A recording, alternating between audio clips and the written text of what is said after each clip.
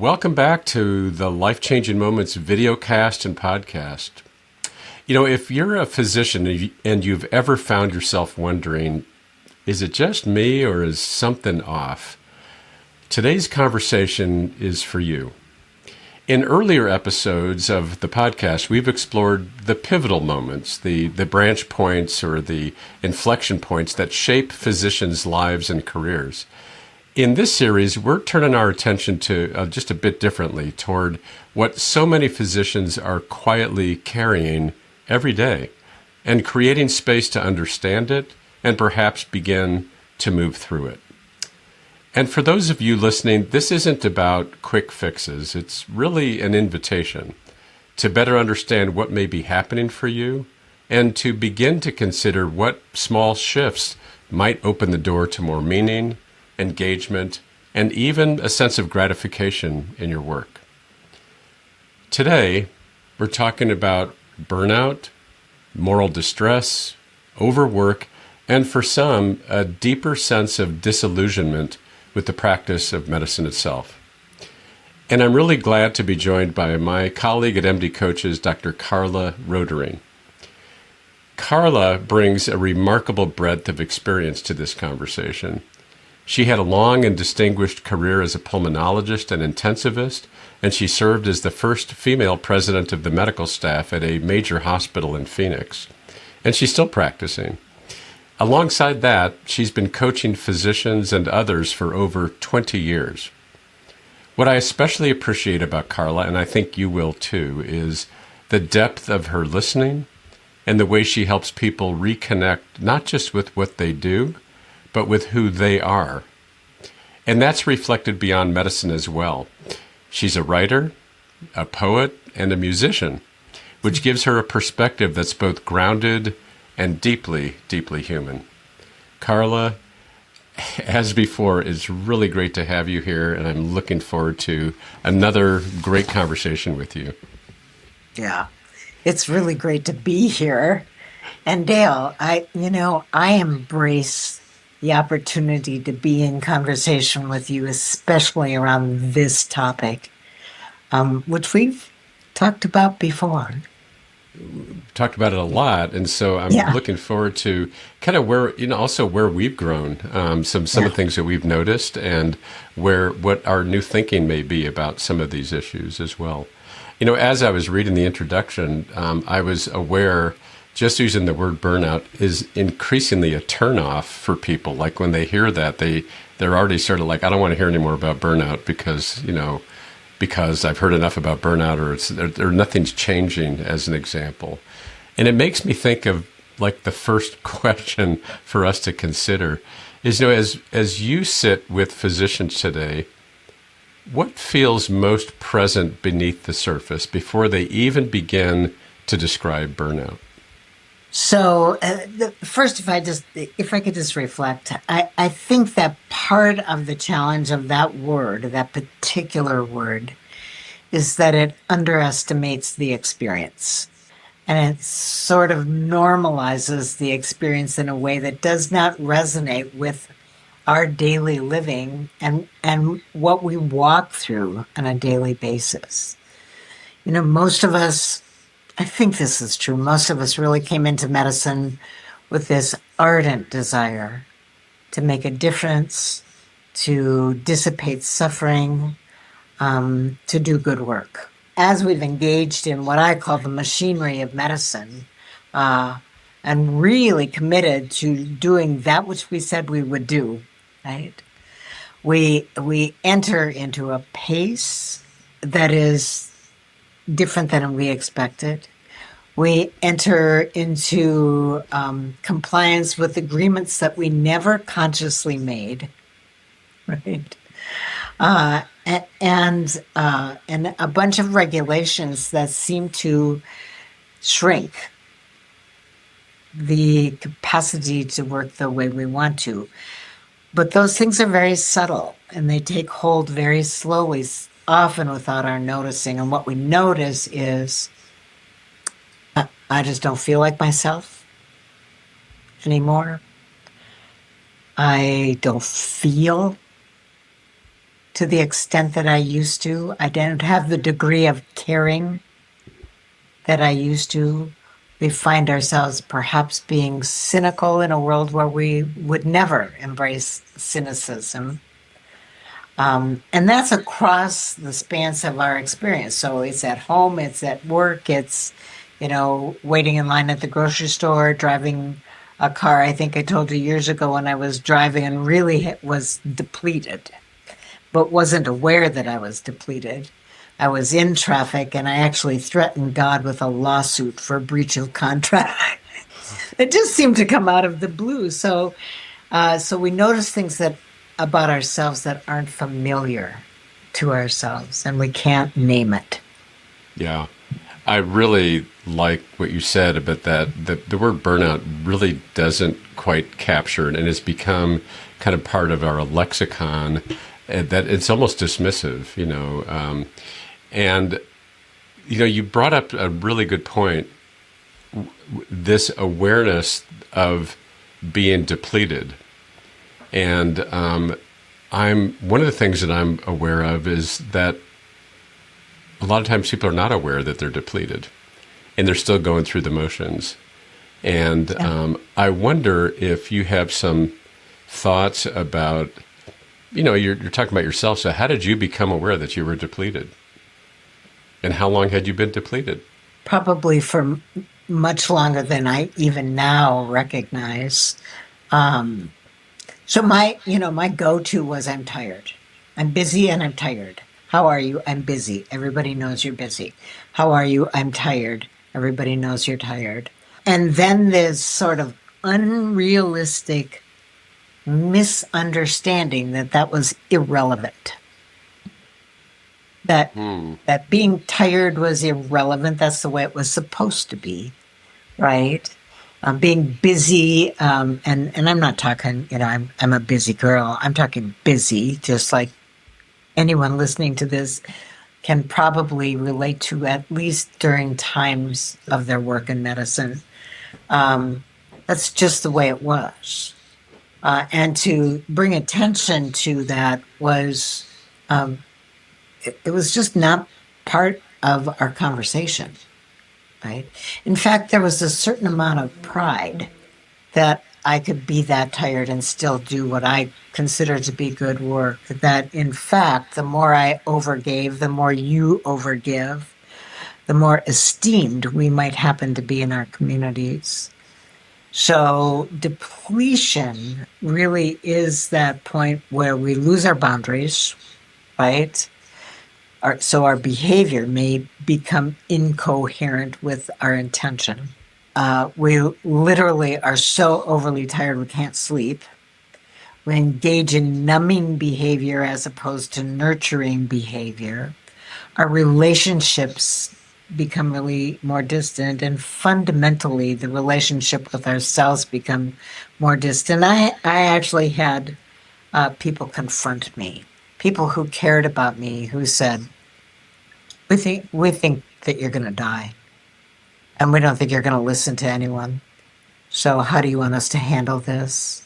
And that made me angry. Yeah. I was thinking you were about to say, well, that made me more aware of I might be depleted, but it just kind of fed it in a way, is what I'm hearing you say, which I would imagine some people who are listening to this can identify with. You've kind of answered another question. I mean, it's really, there's a little bit of a life it has unto itself, that because of the reinforcers that the medical culture has, that you're supposed to be busy and you're supposed to be tired. And there's not a lot of room for empathy for each other when we're in those states, because, say I'm busy and I'm tired too. So what's your problem? So we don't even really bring it up with each other, in peer relationships. Having just said that, I dare say I still have some contact with younger physicians and residents. I think the next generation is doing a little bit better with this, and they are saying, I hear them say I'm tired and I'm fatigued, and I've heard some empathic responses to that. So I think the younger generations are doing a little bit better with this. We still have a big issue. We still have a big problem. What? Yeah. in that space of depletion, we're less likely to be empathic with one another. Sure. So I love what you just shared, Dale, because it really does shine a light on how powerful we can ally one another, right? Like we can show up in ways that are generative for our entire physician or healthcare workforce family and make a difference to one another if we are willing to allow ourselves to be empathic in our Hmm. tribe. In Yeah. our tribe, yeah. Yeah. But you're also speaking about peer support. And I know there's a lot of work being done in peer support. And I just had this idea that a nice idea is, as you're entering this world, is to identify somebody that you check in with Mhm. on a regular basis, whether you're doing well or you're not doing well. Like, check Mark Greenewald up at Carillion has developed a peer support app, and he talks about just checking in weekly, and even if it's a one-word response by texting, because that investment pays off when it's 2 a.m. sometime and you're not doing well. Yes. Yeah. So that you have that relationship already established that this is now I'm not doing well and I need to talk about that. Yeah. So maybe one of the suggestions coming out of this is, if I had entered into practice and said to you, Carla, hey, I want I'm going to want to connect with you, and I want you to tell me when I'm not looking so good because I may not be aware of it. Yeah. And we are a profoundly gifted community of people. We have the capacity to be that for one another. And it doesn't take much time, and it reinforces connection and caring. And we might just save someone a lot of suffering. Yeah, absolutely. I want to bring us back to the concept of this complexity of burnout, and you did speak some about what has kind of gotten lost for people when they start moving, when a lot of the busyness of medicine kind of replaces what was meaningful for them. But I also wonder, and you kind of alluded to this as well, when physicians tend to stay there, like you said, people who were concerned about you said, we don't think you're going to change. What might physicians be protecting by staying where they are, even when it's painful? And I bring this up. This is a common question that we bring up in coaching: is what might you be protecting by remaining the way that you are? What are some of your thoughts about that? Yeah. So I think the obvious things at the top level, right? So I don't know how to do anything else, right? I need this salary. I have children, or I have this or that. Financial considerations, but a lot of it has to do with identity, right? And there's sort of vague reference to an existential shame that if I walk away, I'm failing in some way. And there's already this misunderstanding that there's something wrong with us if we're in that space in the first place, or even considering it. So that sort of deep question about, if I am not this, who am I? Mm. And if I am not this in the world, what will the world make of me? Will I be seen in the way that I want to be seen, both by the world and by the inner self that judges who I think I'm supposed to be in the world, right? Yeah. And so we allow this kind of separation from the self we've known by heart since we hit the planet, right, to prevail, because ironically we believe we risk our identity. Yeah, yeah. As you were saying that, one of the things I'm thinking is that protection of maybe losing our identity is that we haven't flexed ourselves enough to think about the different ways that we can show up.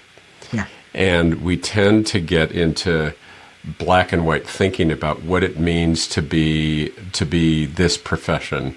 And we kind of get locked into that. Like, so if I'm not this, and who am I? Well, that this may be the way that I'm practicing. It's the only way it's the only thing I know how to do. It's the only way to do this. And of course, you and I know that that's not true because, our lives, we have done different things with our. So it makes me wonder, that kind of black and white thinking, how do we get, in the coaching world, and then just an invitation for people to begin to flex that just a little bit? What helps physicians move from feeling stuck there with that image to even the smallest sense of something a little bit different and still maintaining their identity as a physician? So I'm going to start with a story. In the midst of my own personal existential free fall, when I really just was depleted on every level of my being, I would go home at the end of the day, and I would complain, and my partner would say to me, "Quit." And then I'd call him names, and I'd tell him he had no capacity to understand anything I was going through, and he just shouldn't talk to me at all because he didn't know what my experience was. And I probably said things that were far more inflammatory than that back then. But I will never forget, several months into this sort of nightly ritual, I woke up at 2:00 in the morning, and I thought I could quit. And it was the first time that thought rose from me as actually possible, right? That I didn't have so many obstacles in the way of what that would mean about me, that I really recognized it was a possibility. Now, the interesting thing about that was I didn't quit. And the thing that shifted for me was I realized that I was there by choice. And so I would begin to say every day, I'm doing this by choice. And then begin to implement really small daily practices that helped me shift my experience so that I became more of who I am during the course of the day. And I also, by the way, I hired a coach. And the shift in that thinking was really interesting because I was convinced that there was something wrong with me, that I couldn't navigate this system in the way that it seemed like other people were, that there was some broken, fractured part inside of me that needed to be glued back together or whatever, to an understanding that I just didn't know how to do this in a way that was gratifying to me, and a coach could help guide me to make the kinds of shifts in my life that would help me live a life I loved. I want to underline a few things that you said there because I think it's useful for our audience. One is this internal realization that I don't have to continue this way. I can quit. And your partner may have been planting seeds, but maybe not. It just had to come from you, had to come from inside of you so. And then the other part is that recognition that I'm still walking and driving myself to work. I am making a choice. This is the choice that I'm making. And as long as I'm making a choice, what other choices do I have about it? And how can I restructure this in a way that is more in line with what would make me feel more human, feel more like myself? And it sounds like it was a gradual piece. And then having a coach be able to help you guide and help in conversation move you in a direction of more wholeness was another important piece. Yeah. One of the things I've noticed, by the way, is with clients that I've had, physician clients that I've had, who arrive in coaching with the statement, I can't do this anymore, I'm not going to do it anymore, I'm certainly not going to do it in this practice anymore. Almost all of them are still in the same, after coaching, they remained in the same practice. And because they went through, you described it very eloquently what your own process was, but what they've learned is to be able to identify what's important, what's meaningful, what gives them purpose, and then to actually ask for it. To actually ask for it. And then it's taking a risk, but it is going back to something you said when we began, that we tend to adapt to the environment. And the environment says you need to start doing this now, we just start doing that. You need to start seeing more patients, we just sort of start doing that. And when people start asking for what makes them whole, they may not get everything, but they get a lot. And then they end up doing the same thing that you did. It's interesting. You didn't leave either. You just needed to rearrange some things for yourself. Mm-hmm. Nice. I remember my very first coaching conversation. And the whole conversation was about slowing down. And I had that initial reaction that I had to my partner when I just thought, he just doesn't understand, right? So, and I felt like that about my coach, but I had made a decision that I would come with an open heart and an open mind, at least for that hour, right? At least for that hour. And a couple of little tiny ways to slow down. So, for instance, one of the things that I implemented was I just put my hand on the door of the room that I was about to enter and just took 2 breaths, right? Just 2 breaths and it really supported me in just like showing up, being present, letting go of all the noise and remembering what I was doing there. It didn't take any more time. I moved way more swiftly. I surprisingly saved time because my physiology was regulated. My heart was engaged. My mind was ready for what was to come. And so sometimes those simple little physical things, the other thing that I did, and I'm interested then in some of the things that you've done, Dael, I really wanted to engage people in helping me, right? Supporting me. And you said to ask for help. So here's what I asked for. I asked the nurses to ask me what color my patient's eyes were every time I left a room. Wow. And there's something really extraordinary that happens when you intentionally make eye contact and hold eye contact long enough to see what color eyes are. And the relationship shifts in the room, but the relationship with the work shifts as well. And we remember this is noble stuff we're doing. Mm-hmm. That's a human being on the other side of this conversation. And so we become more connected, and connection is a powerful remedy for what we're talking about. Yeah, because I know you and I know how important connection and relationship is for you. That was a very meaningful avenue for you to reclaim yourself.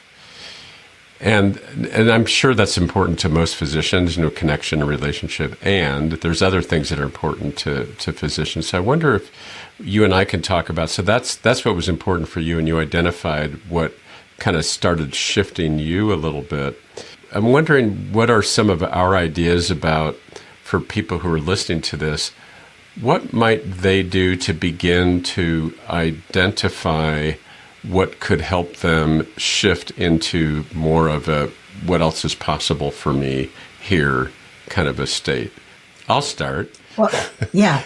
There's a couple things they're brief exercises, but one of the things that I'll have clients do, and listeners can do this right now, is literally get a piece of paper and put a line down the middle of the paper. And on one side of the paper is, these are the things that I like when I go about my day. These are the things that pull me in. This is what gives me life. It lights me up. I enjoy this. It may be a patient that you see on your schedule. What are the qualities of that patient that pull you in?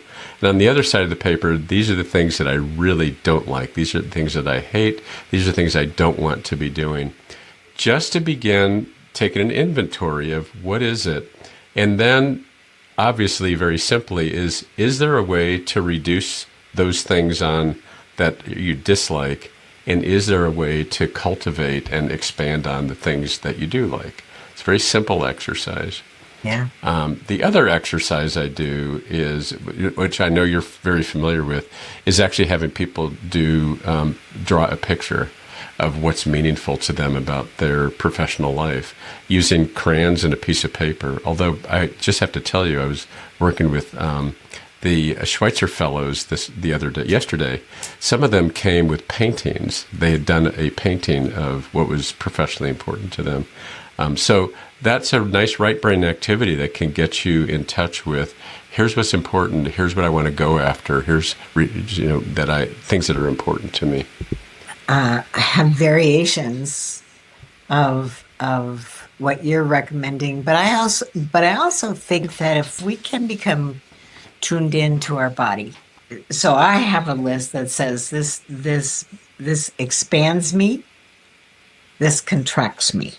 Right? Mm-hmm. I like that. Yeah. Yeah. So when I feel contracted in my body, that's an invitation to really start to untangle. What about that is it? Do I just not like it? Am I not comfortable? Is it not in my lane of expertise? And when I feel myself expand, what is it that pulls me into that experience with, in such a positive way? How do I get more of that?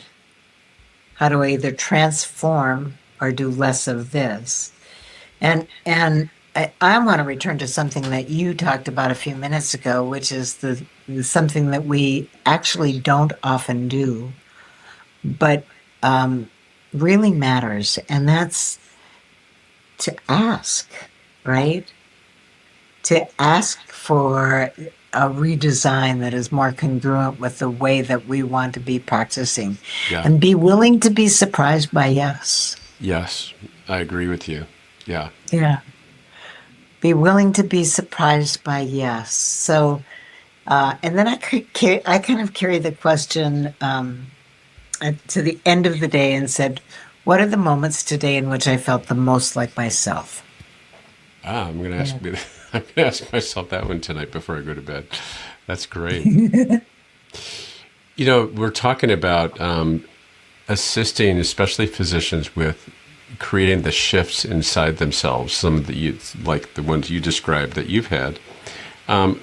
What's a belief or assumption that we haven't said yet that we often see that when it shifts creates more space or freedom for physicians? But one of them that comes to mind is this, and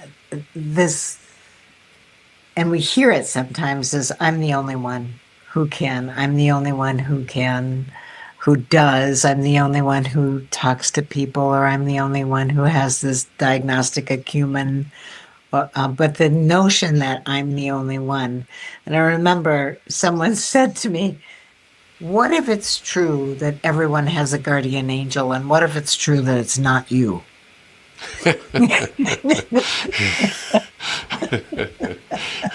So the shift would be not just that I'm not the only one, but that I work among people I can trust, right? Mm-hmm. That I can hand off and trust that all will be well, that I can lay down my worry at the doorstep when I walk through the door of my home, and have full faith that everyone's in good hands. Knowing your story and some of the things you've shared, how important that would have been for you as well. Because you were solo practice critical care person. So, being able to let know that there's other people that you can rely on, I'm sure is really important. Yeah. That I'm the only one thing has another iteration, and that is I'm the only one who feels like this. I'm the only one who experiences this. I'm the only one who isn't managing it the way that I'm supposed to. Yeah. And so the awareness that we have a shared experience, that nearly every one of us has navigated times like this, that we are in a community of caring that knows what we're talking about if we're willing to say it out loud. Yeah, I think the the common shift that I see, or common assumption, is something you and I have talked about already tonight, which is the assumption that this is the only thing I can do with my Yes. education and training.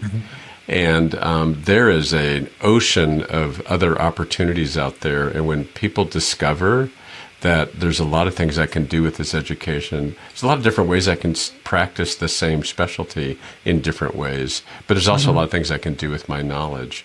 And even with that awareness that there are a lot of other things out there, still a lot of my clients continue to do what they were doing. It's just having that awareness that I don't have to remain here if I don't want to, and having the freedom, it's just the awareness that I have the freedom to do something else, that there are other opportunities for me.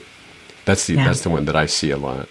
Yeah. And the courage to explore beyond what we've always thought were the field of possibilities. Yeah. It's exciting.